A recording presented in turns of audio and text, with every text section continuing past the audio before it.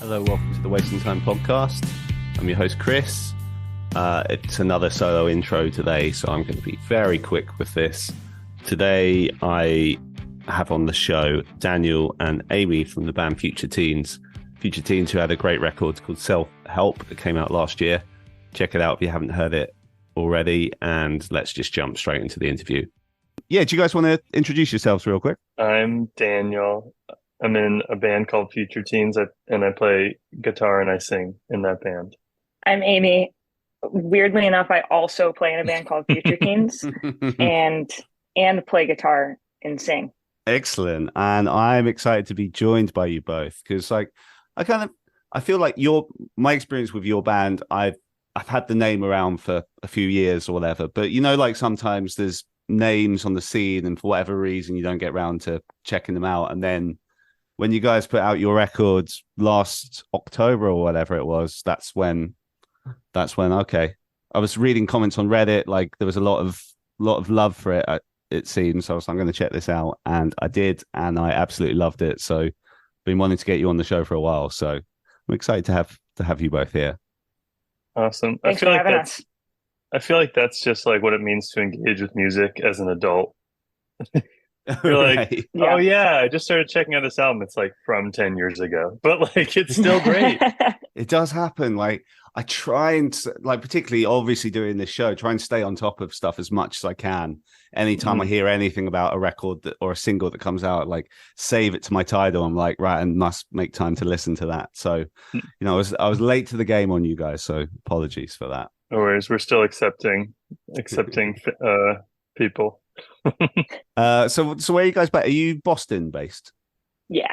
Kind of from that area originally? Daniel and Colby are from the area. Maya, our bassist, grew up in Connecticut, and I am from Missouri originally. I've been up here for a little over 10 years now. I want to get a little bit into how the band came together and stuff, but we'll get to that shortly. Can you just kind of catch me up, like as we're talking today, like what's been happening with Future Teens recently? I know you did the Audio Tree thing a couple of months ago, but have you played many shows so far this summer? Not this summer. We did two quick headliners in the fall and early spring, and we've all just been wicked busy. Kind of holding off a little bit till the end of August. We have a handful of shows in the Northeast with Smoking Popes. That's cool. And taking it day by day, figuring out the fall, and in the downtime, starting to write again. Okay, got you. So, like, what is life like outside of the band? So, you're obviously talking about being busy. Is this with day jobs or other music projects? Because I know at least Amy, you're involved in a couple of those. What's kind of been occupying both of your time recently? You want to start, Amy? I do certainly too much. I work at two venues here in Boston, and I also work at the pinball parlor Daniel opened this spring that I'll let him get into. We both love pinball. I have a machine in my basement I'm fixing up for one of our managers, and Daniel's basement is filled with them. And I also tour a lot with other bands and have two other projects of my own. So it's too much, but I'm having fun. Yeah. Okay. All good though. Okay. And what about you, Daniel? Yeah, so I with a couple friends, I opened a pinball. It was initially a pop-up, so just 10 pinball machines in a room in Somerville, Massachusetts. And then it's been going really well. We've built a whole community around it. So looks like we'll be there for a while. So that's exciting. Oh wow. That's kind of the other, that's like the ego list passion I have. I always say, like, when you work on a pinball machine, you get it fixed and working, you put out in the world, like there's no immediate ego boost from someone enjoying themselves playing it, because usually not even there. Yeah. Like watching someone clap for some art you've made is, I never realized how strange it was until I started doing something I'm passionate about, where that no one looks at you and they're like, that was good, I enjoyed that, Yeah. with pinball machines. So it's been really fun and interesting and different. Wow. I mean, when did the love of pinball start? Is that like a lifelong thing? I was I was always, anytime we were on tour and we had some time off, it was like, all right, where's the nearest pinball machine and who can I rope in? Usually, always Amy, to come play with me. And then when 2020 began, just obviously we weren't touring a lot, and I always wanted to own a pinball machine. And someone said, "Don't buy a pinball machine unless you want to learn how to fix it." And I never had time to learn. And then all of a sudden, I had nothing but time. So kind of all just started there. Going back to, obviously, I mentioned, when I finally listened to you guys, it was when the record came out towards the end of last year. Honestly, not just saying that because you're both here on the call, but the song "Good Reason," that was maybe my song of 2022. It just, and also it struck a chord with me. So it was very random. I was on my honeymoon at the time, and I was on Turtle Island in Borneo, and that's when I was lying there listening to the record for the first time. And obviously that's the second song on the record, I think. And like, it just, the melody hit me straight away. And like, like a song will take you back to when you first got into it. So that song is forever associated with Turtle Island and Borneo randomly for me. I mean, that was my goal when I wrote it, was I was hoping people would listen to it on the beach in Borneo. There we go. Yeah, honeymoon is a bold place to experience self-help for the first time. Yeah, right. I definitely appreciated it still.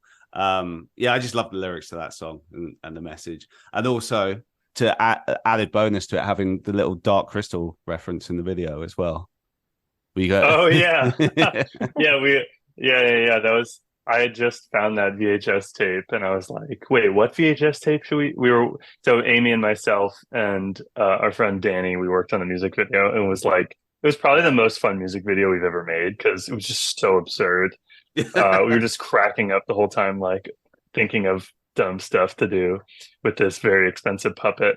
And at the end, it was like, what VHS tape could he be watching? Oh, so obvious. It has to be Dark Crystal. Yeah, good choice. Yeah, that was fun. I'm still annoyed that did you watch the Netflix series of that a couple of years back? I started it, but it was kind of like, it wasn't, it didn't gel with my childhood memories of the movie. And so I just was like, I'm just going to leave those as they are. Oh, fair. See, I loved it, but you're like my Really? brother was. Yeah, my brother was the same. He said the exact same thing as you. I mean, I'm certainly open to, I'm like a sucker for any puppetry. It's so impressive to me. So I'll have to try it again. Let me just take things back to the start with the band, if that's okay with you guys. So you guys, band been a thing for it's about 9 years. Is that right? Whoa, has it been that long? It's almost been that long. 2016? I've been in the band. Yeah, I guess we met at the end of 2016. Okay. Yeah. Okay, a little more recently. And Future Teens existed before me. Yeah. We started playing a lot more after me. Got it. For whatever reason, it's how it worked. Okay. Mm-hmm. And was it initially a solo project for you? It was, so the band started as just like purely a recording project between me and my friend Gabe Goodman. Our friend Gabe Goodman, he's an amazing musician and producer out in Los Angeles. Yeah. And we were just living together, and I was like, I kind of want to play in a rock band. I haven't played in a rock band for a long time. And he's like, all right, let's. He's like, and I'm good at guitar, so let's. I mean, he didn't say that, but that was my take. So, just there were really no expectations at all. The goal of the band was to play a show. Like that was literally the goal of the band when we started. And then we just kept adding goals. And then when Amy joined the band, it was like, all right, we're going to play at Great Scott, this like 200 cap room. That'll be our goal. Yeah. And then we did that, and we're like, all right, cool. Like, what's next? And we were always setting these at the time, I don't know, I guess in retrospect, achievable goals, because we've achieved many of them, but just goals for ourselves that felt like we can be excited about every step the band takes in the process. Like Audio Tree, you mentioned, was a goal from the beginning. Like, oh, if we could just play an Audio Tree, that'd be so cool. So obviously you just said there that you hadn't played in a rock band for a long time. Did both of you grow up playing in rock bands or bands of any sort? Amy, you're more of the rock star in your canonically. Um, I have played music since I was a little kid and like didn't have bands really uh before Future Teens. I did my own thing a lot and would occasionally start a thing that just wouldn't stick. Um, Yeah. and that was fine. Uh, but I've always wanted to be in a band like this. I'm the like lone person in Future Teens that loved this kind of music as a kid. Daniel really liked the Get Up Kids until he heard Radiohead. So I still like the Get Up Kids though, just to be clear. True. We all have like really different relationships to the like emo and emo adjacent universe, and this is something I always wanted to do. And when I met Future Teens, I was working on cruise ships as like a solo act, and finding this band was one of the things that motivated me to finally quit that job. What were some of the kind of emo bands that you liked growing up? Like, what were some of your loves? My gateway band was Sum 41. I have an older brother. He's 8 years older than me. Okay. So he was in high school when I was like 8 to 10, and Sum 41 and Good Charlotte were on Warped Tour, and Yeah. that grew into, you know, thinking I was the first seventh grader to ever hear Fall Out Boy, and it grew from there. Okay. Do you still like hold love for some of those gateway bands that got you in? Yeah, that stuff will always be part of me. Like even if it's not in my consistent rotation, I think a lot of the things that have stayed consistent for me Yeah. are offshoots. Like our scene is so heavily influenced by that stuff that Yeah. it's always there, even if it's not that specifically. And what about you, Dan? So you love Get Up Kids, but then you kind of heard Radiohead, and that kind of like you're like, oh, okay, music can be. That kind of took you in a Yeah, different direction, I assume. yeah. I didn't get back into this style, like emo pop punk style music, until I was listening to my friend's radio show. I had just graduated.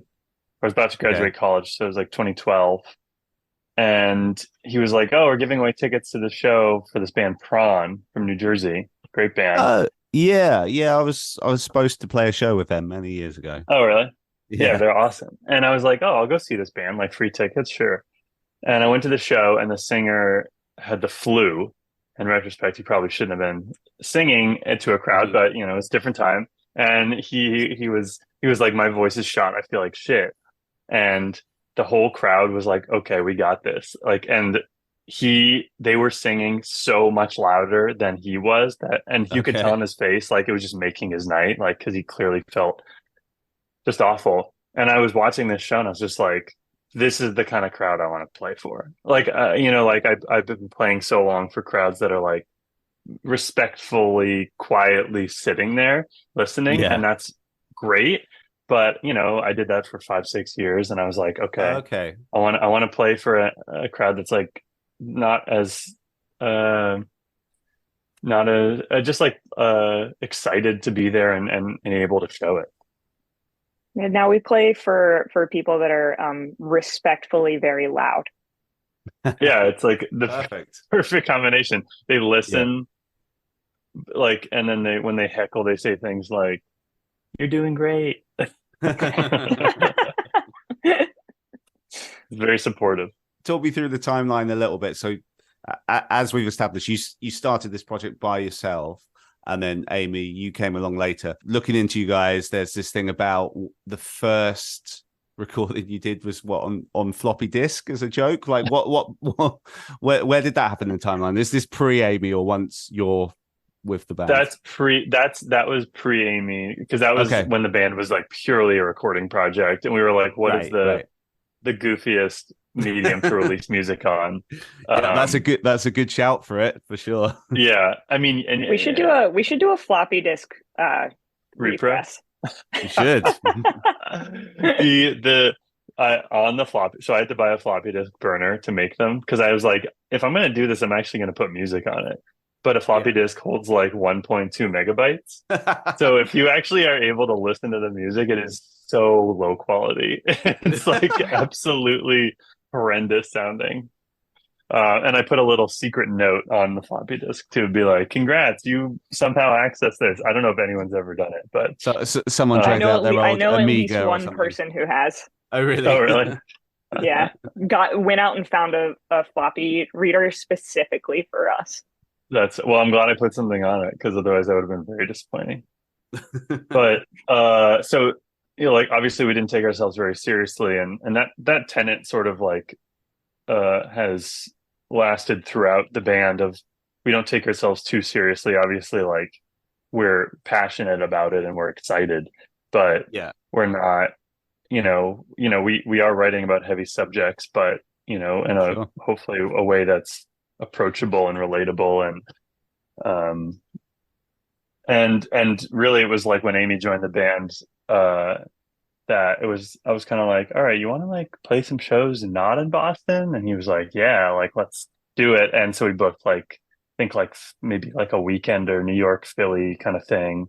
mm-hmm. And I think it was in terms of like seminal events in the band, it was probably like our first fully Twitter booked tour. And we played a show at our friend Kendall's house venue in Sioux City, Iowa. Okay. Had none of us had ever been there before. We had no idea what it was going to be like, and we showed up. It was probably a 5-band bill, and everyone was definitely a 5-band bill, but like 20-minute sets or whatever. And we started playing our set, and everyone in the room was singing along. And I remember like looking at each other, just being like, "What's happening? Like, is this like a prank like on us?" Because it was extremely surreal. We never played a show outside of really the Northeast, and all of a sudden we were in Iowa and there's people singing along. So that was special and definitely inspired us through the rest of the tour. Wow. So that must have been a big moment. And so the band in its current form, was that how the band was then, or have you changed or added members since then? We had Maya by then. Okay. Yeah. I think we did that first weekender. Right? Yeah. We did that first weekender that was like Philly, New York, Syracuse or something like that. With the original drummer and the original guitar player, because Daniel used to play bass in this band. That was Dylan Vatican, who's an incredible tattoo artist here in Boston now, and Nick Cortese. He's in Brooklyn in a band called Marinara that really rules. And I think by the time we did that Sioux City show, Nick had moved to Brooklyn. Hard Feelings had just come out. So we had Maya by then. Maya and Dylan went to high school together and reconnected over music, and she came to play with us and vibe check, and after that she sent us the most beautiful text that just expressed her excitement and interest about being in the band. It felt like getting a text after a first date and you're not sure how the other person felt, and then you're like, see. Yeah, this rules. I'll get to see that cool person again. And that's what sealed it for us with Maya. And then we got Colby like a year later. Yeah, okay. About right. Yeah. Okay. And we met Colby through he played in Daniel's folk band. Oh, cool. Okay. Yeah. So I saw one of you guys saying in another interview about cold emailing labels, and it was take this to heart that actually got back to you from that. At what point were you doing that, and were you doing that to I assume you were doing that to a whole host of labels at the time? Yeah, the only two people who responded were Jamie Coletta when she was working at, what was that old label called? I can't remember. Side One Dummy. Yeah, that's it. Oh And yeah, yeah, yeah. she was like, this is cool, but like we can't put it out right now because they were about to fold, I think. Like things were kind of Yeah. bad. Yeah. So shout out Jamie Coletta for responding. And then Yeah. Joe We've gotten Urban. to work with her since, and she is the best. Yeah, truly. Awesome. And then Joe of Take This to Heart, he responded. I think I was actually about to get on the plane to go to Scotland with my mom. All right. Okay. And yeah, and I was like, oh, I'll just send a few emails. I'll send like one more email because I'd sent so many. And I've been doing that literally since high school, like cold emailing labels, and it's actually never worked. Literally never worked. I was so determined. I don't know. I was like, I think this record's really cool. And I feel like, maybe someone can help us pay to print vinyl. That's like really what we were looking for at that point. Cause Okay. you Okay. know, uh, and he responded, and then he was like he was listening to the record and writing emails as he was listening. Like probably got like 5 emails from him. He's like, "Oh, this song's sick. Oh, I really like this song." It was like Yeah. texting, but with emails, and I was like, "Oh shit, Yeah. this is cool." And yeah, he was just a champion for the band for our first. I mean, he still is, but he really helped us with connecting the dots for like booking agent, manager, all these things. Joe was essential for that. Okay. So And kind of. he like still champions us and fights for us, even like releases that haven't been on Take This to Heart. Yeah. He's become like a really close friend. He's the best and just fights so hard for his bands. That's awesome. Like, so he was such a big part of you kind of in your history and going to the next stage, and that you still have that relationship with him is really, Oh yeah. that's very, very cool. Yeah, no, like that's just amazing to get a response, as we're saying, like cold emailing. I feel like you must have said something in there to attract his attention, because I feel like, the people like hit, even at his level, would just get hundreds of emails a week. I think maybe, well, I don't know what I could ask him what piqued his interest, but the record was done. So it was like mixed and mastered. So Yeah. I think that is appealing to a label where it's like, it's not like, hey, here's some like iPhone recordings. Nothing wrong with that Yeah. if they're Yeah. killer. But like we were like, no, let's just do it on our own and see what happens. So we'd mix the record with Justin Pizzofrado. He's a great engineer in Western Massachusetts. And then we mastered it, and we were like, all right, now let's see if anyone wants to put it out. So it's a little more appealing, I think. Got it. So once the band's a bit more established, you've got the link with Take This to Heart. What are some of the? Did you get on some good local shows, or was it like going pretty much straight to full on tours once you had? I guess you mentioned that he linked you up with a booking agent. What was that kind of transition like? We DIY toured exclusively until early 2019 when we were Right. first of 5 on a full US with Hot Mulligan. Oh, right. Okay. Okay. Everything before that was just hustling and booking stuff through our friends on Twitter, which is like kind of an insane sentence in the current Yeah. Twitter economy. Was that with anyone who would be notable now, or notable at the time even? World's Greatest Dad. We met the band proper. Yeah. DIY tours and did a bunch of shows with them Okay. over the years. Good looking friends. They always helped us out in New York. They're great. We did a tour with the Sonderbombs and Barely Civil. Oh, yeah, It's fun to that was a have good an tour. all Take This to Heart tour in there. That's cool. Yeah, we played shows with so many incredible people and Yeah. there's something really incredible about DIY and the way doing that built really special community for us. There's so many people whose houses we played at or who we met in disgusting basements that we still see and call our friends. What did it? So when you got the Hot Mulligan tour, what was that experience like? Because that must have felt different to what you'd been doing up until that point. Was it? That must have been exciting, presumably. It was so fun. Yeah. And also grueling. Right. Yeah. I mean, it was like a month and a half or something, or it was a month, right? It was It was no, it long. was 6 weeks. 6 weeks. Yeah. Yeah, it was something like 35 shows in 42 days or something like that, plus 2 days of travel on either end because it started and Yeah. ended in the Midwest. Right. Right. We spent way too much money on coffee. Found out that pop punk kids, there's like a surprising amount of crossover between like kids that like pop punk and kids that like us. Um, I think it was, although grueling, very eye opening, and showed us some pretty huge possibility. Made us really hopeful. Safe to say you picked up a lot of fans on that run. A lot relative to like how many people actually showed up for the like doors at 5, show at 6 situation we were in. Yeah. The older fans, or the ones who wanted to get like in the front row, before, Yeah, it was exactly what it sounded like in the best and worst way. It was a 5 band, so there's like lots of great music, lots of great musicians, but lots of people, and the shows are long and loud, and it was great and kind of wild.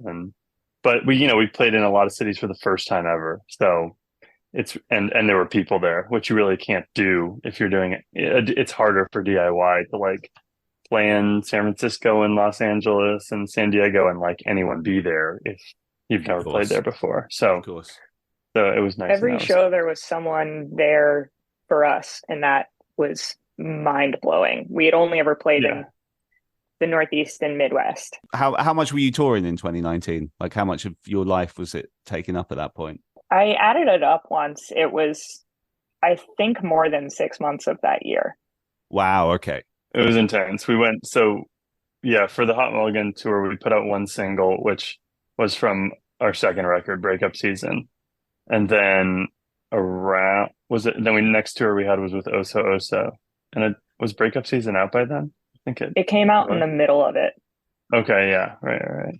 And then we had very little time off before we did Wonder Years, right? Oh yeah, we did Halloween shows with the Wonder Years, as ourselves and also as Carly Rae Jepsen.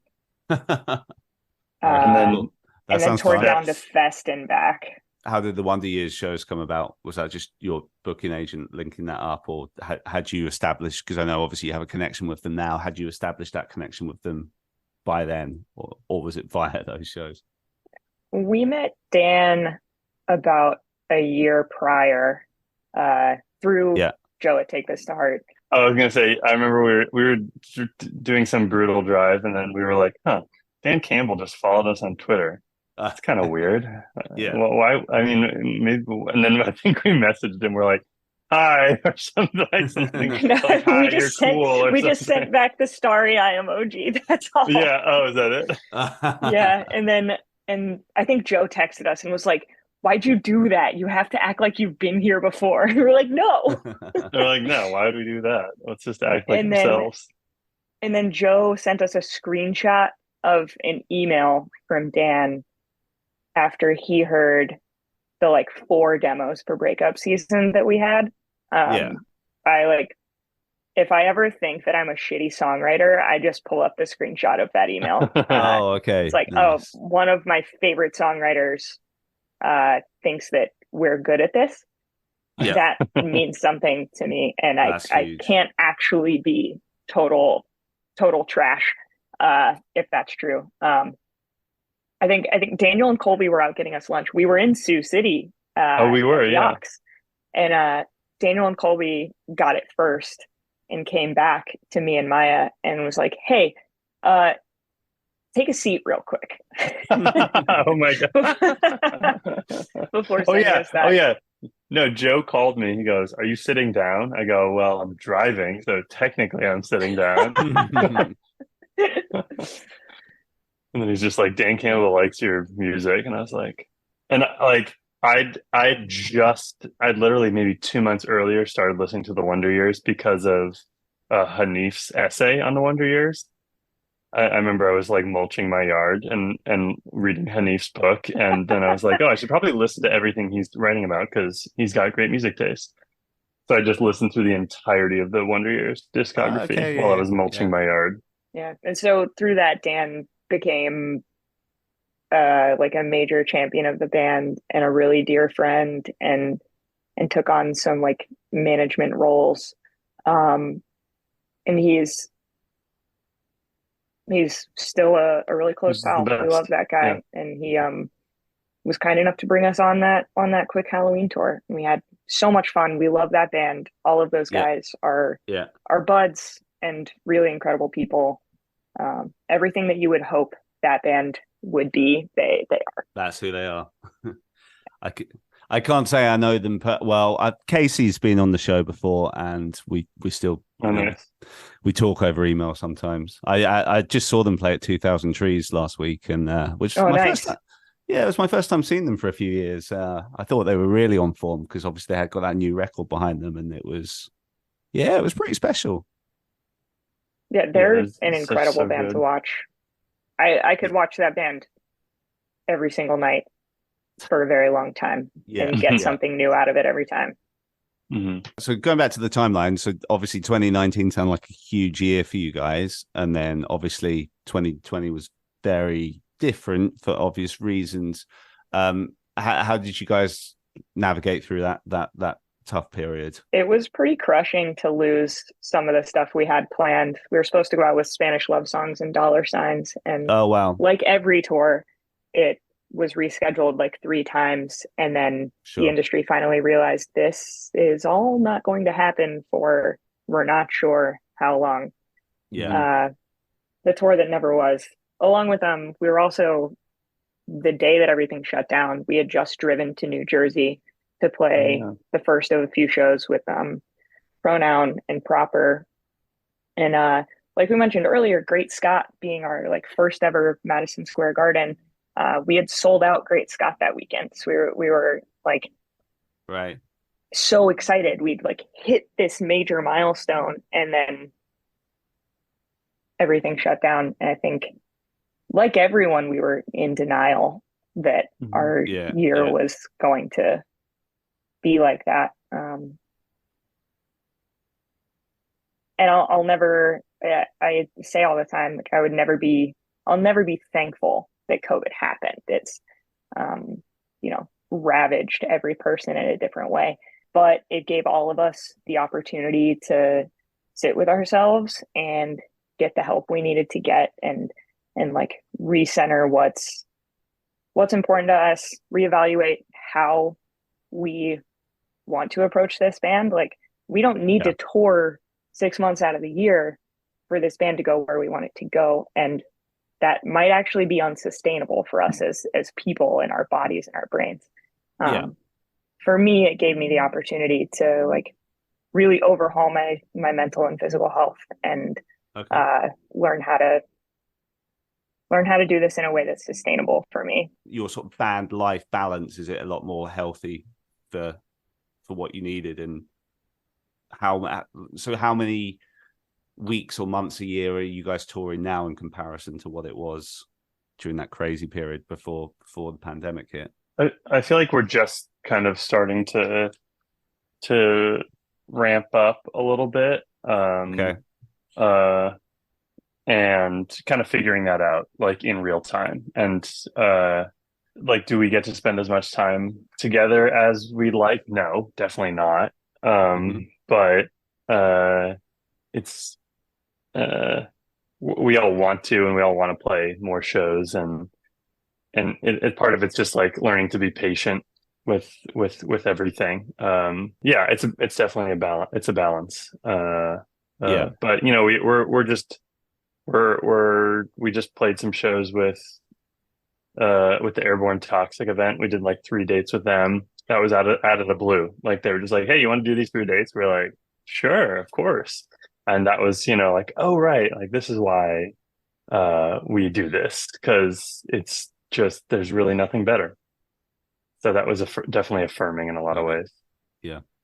Touring's like, it's still such a log jam.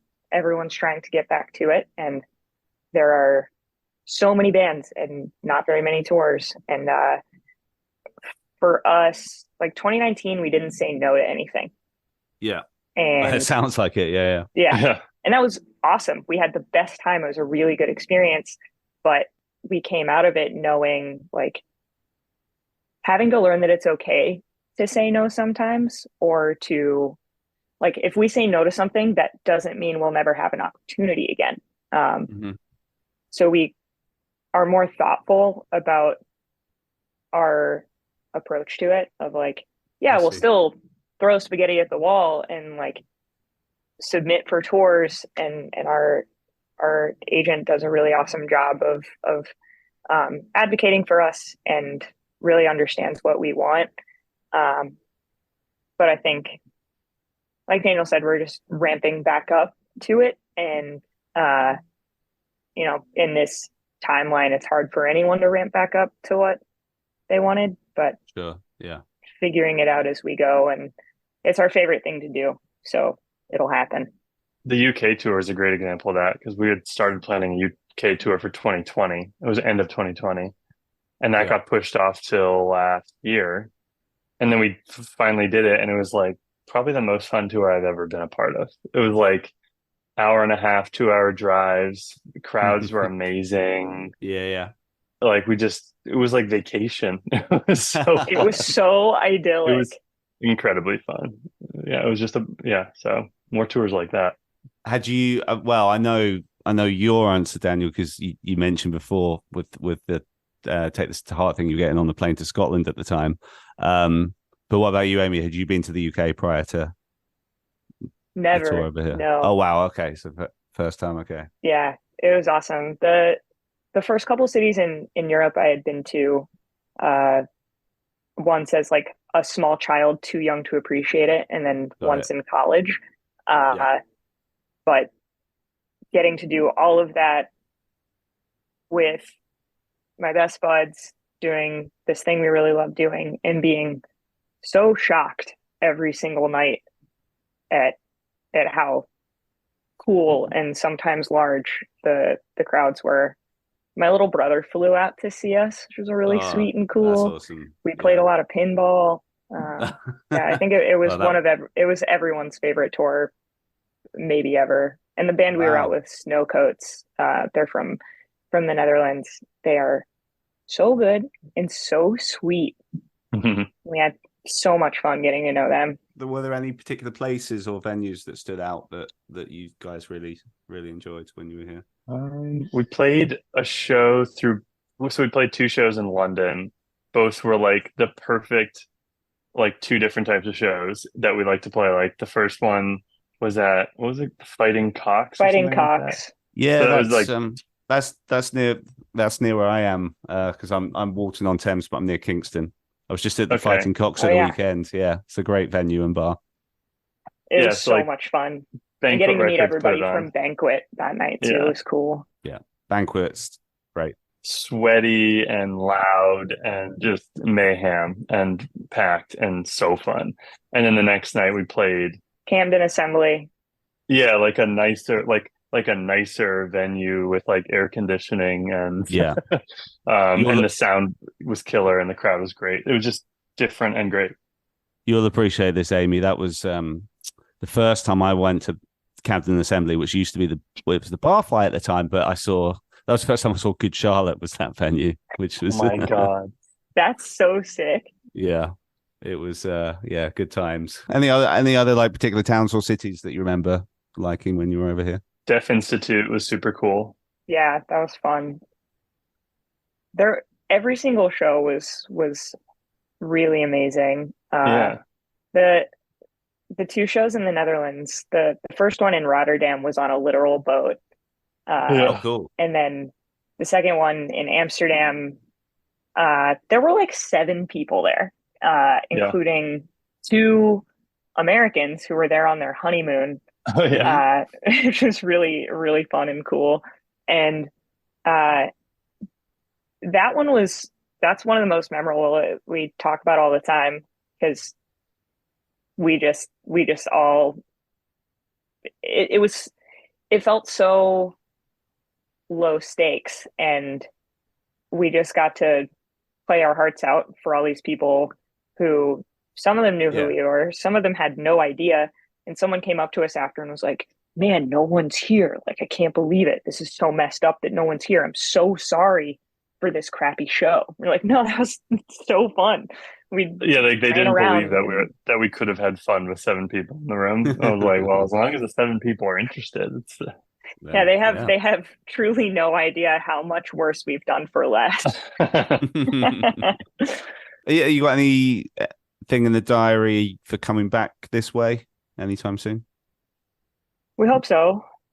we definitely put it in our booking agent's ear. We're like, hey, Okay. so we really want to go back to the UK, and he was like, all right, let me look Yeah. into it. So it's hopefully on the docket. Since your most recent record came out late last year, how's the reception been to that? Because I guess it's been a little while now. I mean, what, about 9 months it's been out for? Overall great, but it's different when you're like it definitely feels like more of a void when you put a record out and don't play it every single night for a year.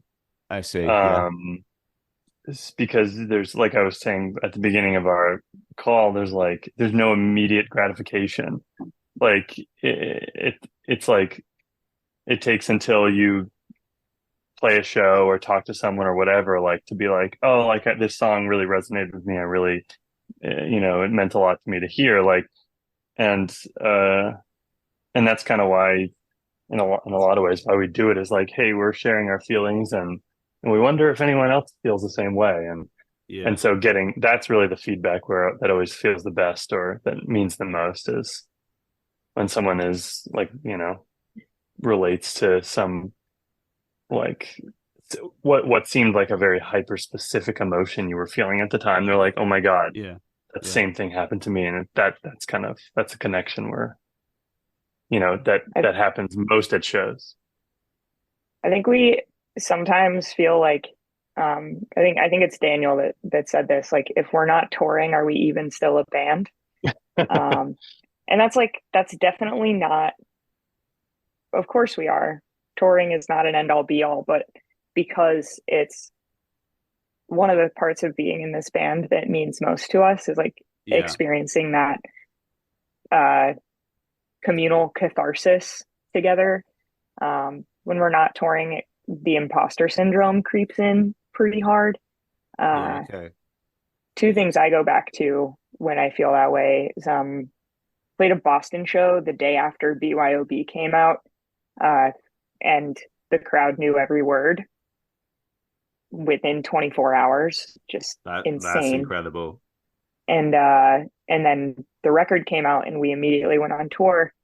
And night one, I don't remember where the tour started, but night one, first song. It goes New York City. Oh yeah, yeah, that very weird show in New York City. It was extremely fun. Yeah, song number one, everyone screaming "fucking tired" back at us and looking at each other like, what? I think that's a show that, like, I felt great about, and the rest of the band was like, that sucked. I played so bad. We never say we played bad. It's always like we're hardest on ourselves individually. The venue was incredibly cursed, and then I almost died eating pizza afterward. Other than that, it was great. You almost died eating pizza, did you say? Yeah. When, like, you're choking on food, and then you're like, oh, I'm choking, and then it comes up. Oh shit! Yeah. And then sometimes it doesn't, and then you're like, oh, okay, I need to do something, or I won't be able to breathe. Daniel was in the driver's seat of the van as we were leaving, and 3/4 of the band was really sad. So I was just like screaming at them all the stories from the merch table of how actually, though, it went well. And then Daniel, like, the car starts moving and Daniel's coughing. And we have this bit of like, old man dies drinking coffee, which is not going to make any sense without the visual. And it's just how Colby and I both know we're gonna die, is like drinking a really strong cup of coffee. That's like the short of it.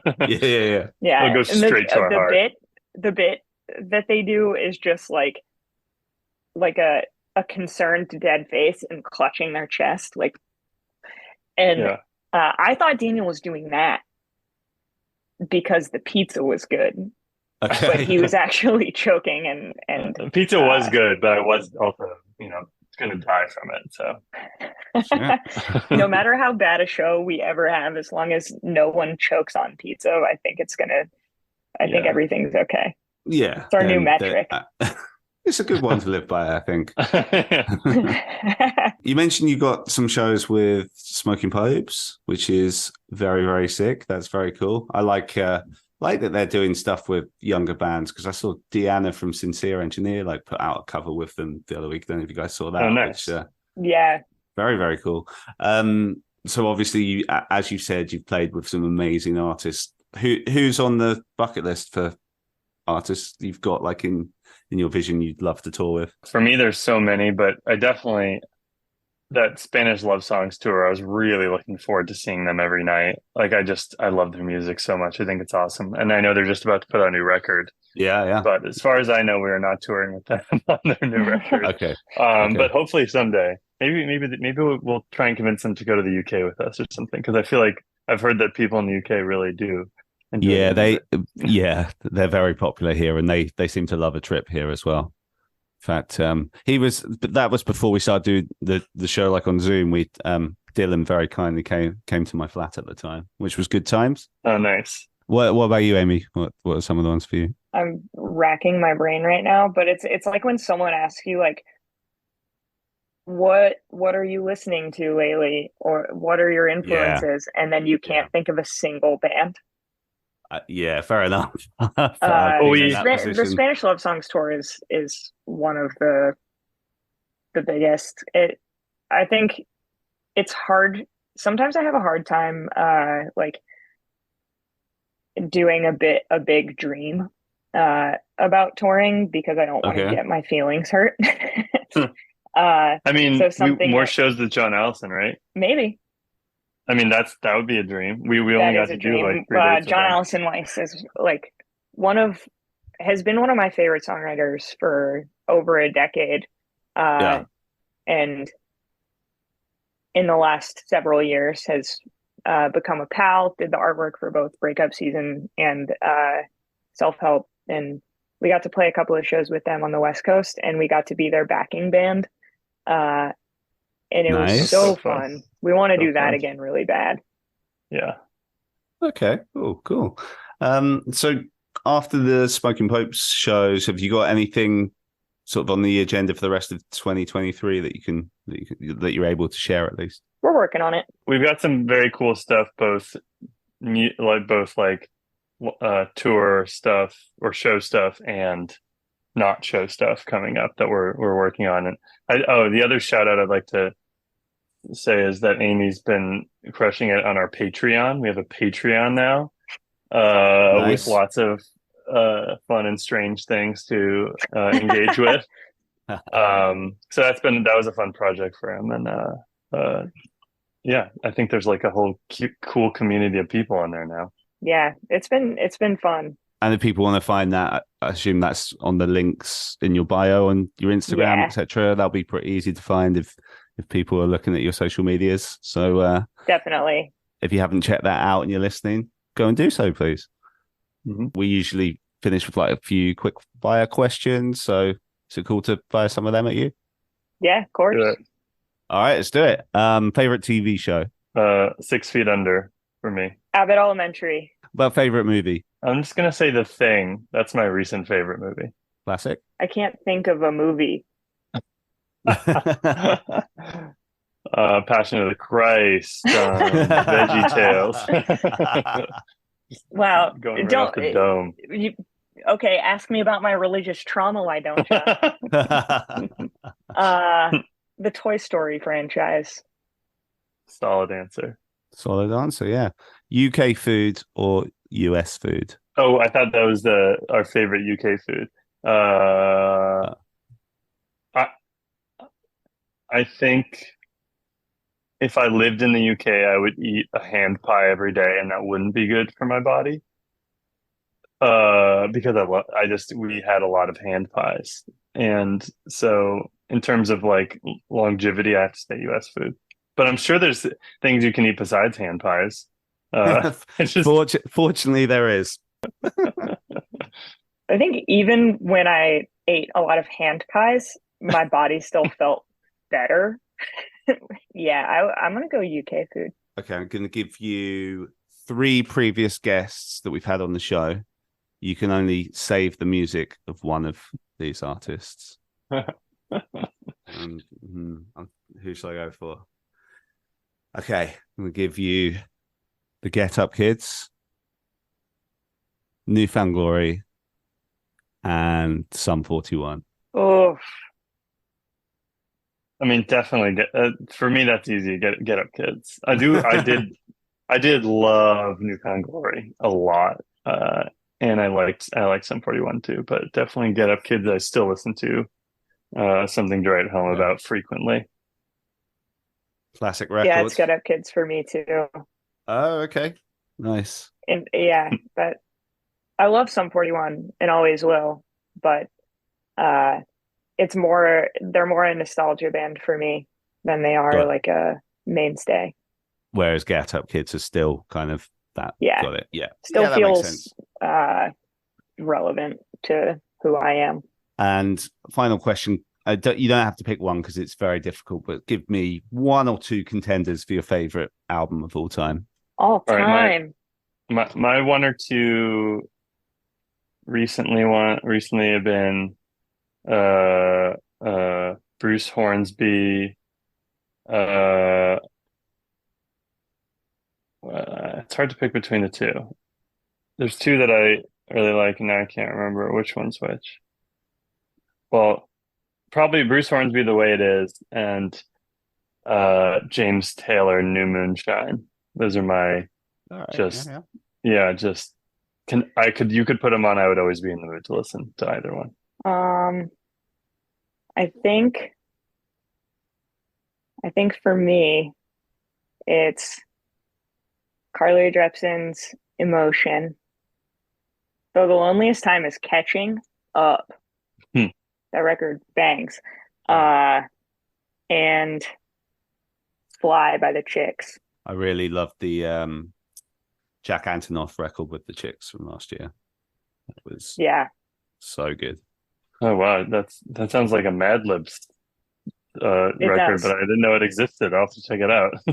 Teddy Geiger did a bunch of songs on that record too. Oh yeah. It might be not last year, it might have been the year before, but the recent one has some of the hooks on that. Wow. Yeah, impressive. Guys, thanks so much for giving me your time.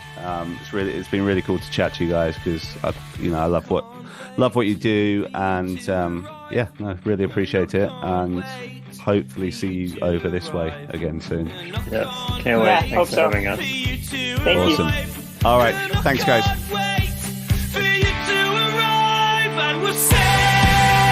All of our best